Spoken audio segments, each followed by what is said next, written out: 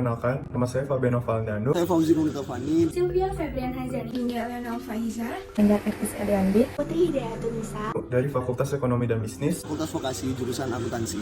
Fakultas Teknologi Media dan Multidisiplin, Prodi Rekayasa Nanoteknologi, Fakultas Farmasi, Fakultas Perikanan dan Kelautan, Fakultas Sains dan Teknologi, Dengan NIM 042 111 233 038. 1621123338084, 052 1111 33231, 142111233039. 08211330114. Kami dari kelompok Kasturi Hitam, kelas Pancasila B29. Masyarakat Indonesia terdiri atas berbagai macam suku dan budaya, sehingga Indonesia memiliki jumlah kearifan lokal yang cukup banyak. Hal tersebut bisa menjadi kekuatan sekaligus tantangan dalam upaya mewujudkan masyarakat yang sejahtera. Menurut penulis Yunus Arbidin, kearifan lokal dipahami sebagai budaya yang dimiliki oleh masyarakat tertentu. Budaya tersebut ditempatkan pada suatu lokasi tertentu. Tidak hanya itu, budaya juga dianggap mampu bertahan dalam menghadapi arus globalisasi. Lantaran kearifan lokal tersebut mengandung nilai-nilai yang dapat dijadikan sebagai sarana pembangunan karakter bangsa. Contoh kearifan lokal di Indonesia antara lain: 1. Awi-awi di Lombok Barat dan Bali. 2. Pempek dari Palembang. 3. Gudeg dari daerah istimewa Yogyakarta. 4. Kasodo oleh masyarakat Tengger. 5. Barapen atau bakar batu di Papua, dan masih banyak lagi. Namun, dari banyaknya kearifan lokal yang dimiliki Indonesia, tidak banyak masyarakat yang mengetahui tentang apa kearifan lokal di Indonesia. Kearifan lokal apa sajakah itu? Mari kita simak tayangan berikut.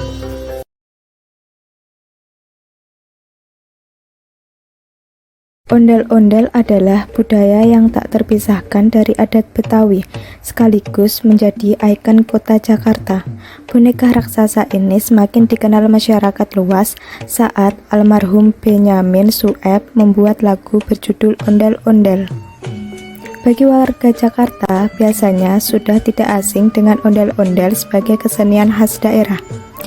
Ondel-ondel akan banyak ditemukan di jalan-jalan, gedung, hotel, tempat makan, ataupun tempat pertunjukan, terutama di hari perayaan tertentu.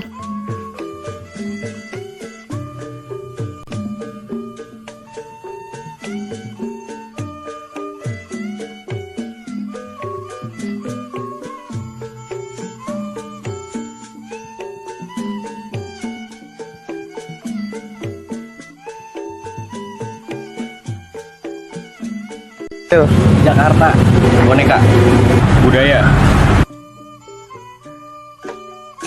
Mungkin di sekitar saya sudah jarang saya melihat, cuman kita bisa melihat di event-event, contohnya kayak di PRJ. Mungkin dahulu di daerah saya masih banyak, tapi kalau untuk sekarang sudah agak jarang. Untuk acara tertentu masih ya, tapi untuk keseliling mungkin udah jarang ya. Mungkin anak muda sudah tidak tertarik dengan budaya ondel-ondel. Menurut saya udah agak jarang terlihat di jalanan karena mungkin ada anjuran dari pemerintah untuk larangan ondel-ondel di jalanan. Mungkin anak muda sekarang udah jarang ngelirik ke arah sana ya, udah jarang ngelirik ke budaya ondel-ondel. Jadi kebanyakan mereka ngambil budaya dari luar.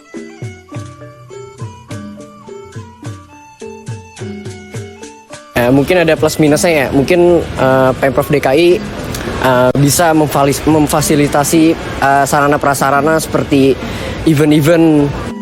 Mungkin sekarang ondel-ondel ada plus minusnya. Yang pertama itu plusnya dapat mempertahankan kebudayaan dari Jakarta, dan minusnya sekarang ondel-ondel dijadikan untuk mengamen atau minta-minta di jalanan. Menurut saya solusi dari pemerintah itu bisa memberikan wadah atau tempat untuk para pemain ondel-ondel untuk menunjukkan pertunjukan tersebut. Ada dua sisi ya, ada sisi bagusnya dan sisi nggak bagusnya. Bagusnya jadi kan kita jadi sering lihat ondel-ondel ya, jadi mengenalin ke anak-anak kecil juga yang baru ondel-ondel. Untuk minusnya mungkin jadi malah jadi tempat untuk nyari nafkah ya untuk beberapa orang, jadi kelihatannya kurang ini aja sih, itu kan budaya ya, jadi harus dilestarikan dengan cara yang bagus juga sih.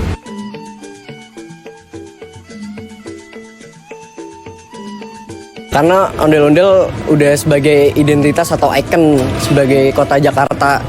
Dan kita sebagai anak muda dan generasi penerus bangsa harus bisa melestarikan kebudayaan ini supaya agar tidak hilang begitu saja. Menurut saya ondel-ondel ini sangat penting karena ondel-ondel ini salah satu warisan budaya dari asal Betawi. Dan menurut saya sebagai anak muda kita harus mempertahankan dan melestarikan kebudayaan ini agar generasi penerus bangsa dapat merasakan kebudayaan tersebut. Oh, cukup penting ya, soalnya ondel-ondel kan budaya di Jakarta ya. Kita tinggal di Jakarta, jadi itu budaya kita sih. Harus, sebagai anak muda harus penting banget untuk melestarikan ondel-ondel, jangan sampai hilang.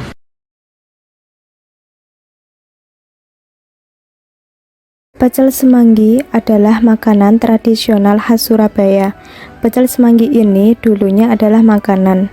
Pecel semanggi terbuat dari kukusan daun semanggi dan kecambah yang disiram dengan bumbu kacang dan dimakan dengan kerupuk uli. Uniknya, pecel semanggi ini disajikan dengan daun pisang yang dikerucutkan atau picuk. Makanan khas Surabaya. Sayur itu terserah, bawa kembang turi ada, bawa sayur-sayuran. Tapi saya ini khusus Taman Bungkul, jualan di Taman Bungkul, semanggi aja sama toge. Langka, semanggi ini langka, dijual di pasar nggak ada. Belinya langsung yang punya sawah semanggi. Sejak zaman dahulu itu waktu masih kecil, ini kan jajanan orang dulu, jadi semanggi sama lontong balap. Kan ada lagunya ini. Iya, makanan dia. Makanan tradisional menurutku itu kayak apa ya? Kayak makanan yang menunjukkan ciri khas di suatu daerah atau kota. Menurut saya laku-laku aja sih. Banyak kok sekarang tempat-tempat yang menjual makanan dan minuman tradisional dimix dengan dikonsep dengan zaman sekarang lah. Banyak laku-laku aja. Harus dilestarikan karena menjadi simbol sebuah daerah atau kota tersebut sih, harus dilestarikan.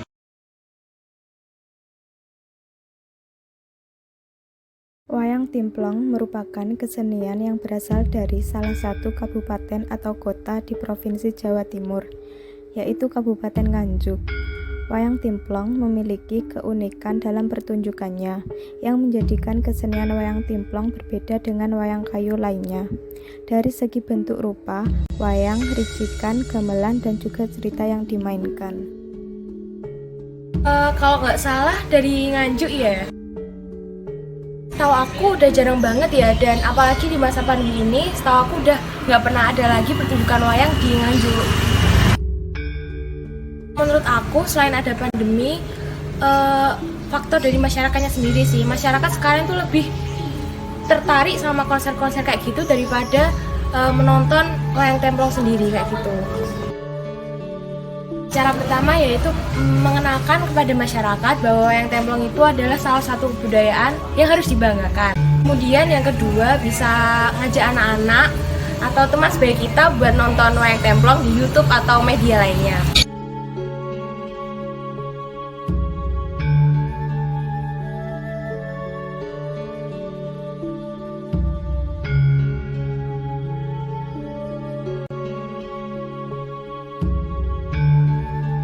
Kemudian yang ketiga dari pemerintahnya sendiri. Jadi pemerintah itu seharusnya lebih menggalakkan lagi penampilan wayang timplong di daerah Nganjuk baik secara online maupun offline.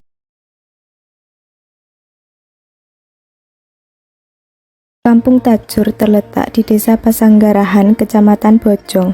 Ada satu kampung unik yang masih kental dengan kearifan lokal dan membawa kita bernostalgia dengan kekhasan masyarakat adat Sunda.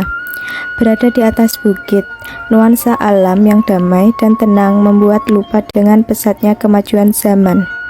Udara bersih dan sejuk membuat nyaman. Banyaknya pepohonan dengan suara aliran air menjadikan suasana khas perkampungan kian terasa. Tahu, Kampung Tajur berada di Desa Pasanggarahan, Kecamatan Bojong, Kabupaten Purwakarta.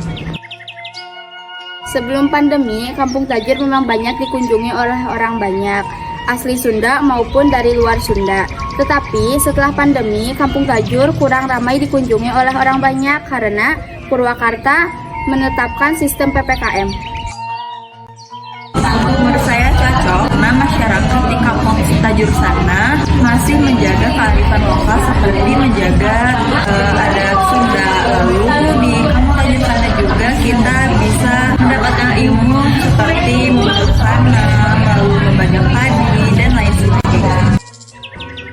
Menurut saya, upaya untuk mempromosikan kampung Tajur ini kita bisa melakukannya dengan platform online seperti Instagram, YouTube, atau Twitter, karena sekarang ini orang-orang banyak memperoleh berita-berita dari platform online.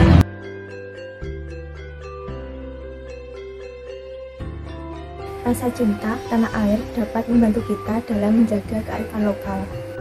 Karena jika kita mencintai negara kita pasti akan peduli dan juga ingin mencari tahu tentang kearifan lokal. Mencintai keanekaragaman kebudayaan yang dimiliki oleh bangsa Indonesia merupakan kewajiban kita sebagai masyarakat Indonesia. Keanekaragaman ini merupakan suatu kekayaan bangsa Indonesia yang harus dijaga dan dilestarikan agar tidak dicuri maupun ditiru oleh bangsa lain. Melestarikan kebudayaan bangsa ini tidak dapat dibatasi oleh usia maupun golongan manapun. Perbedaan ini kita satukan dengan kesatuannya satu, yaitu dengan Pancasila sebagai dasar negara di mana berbeda-beda akan menjadi tetap satu.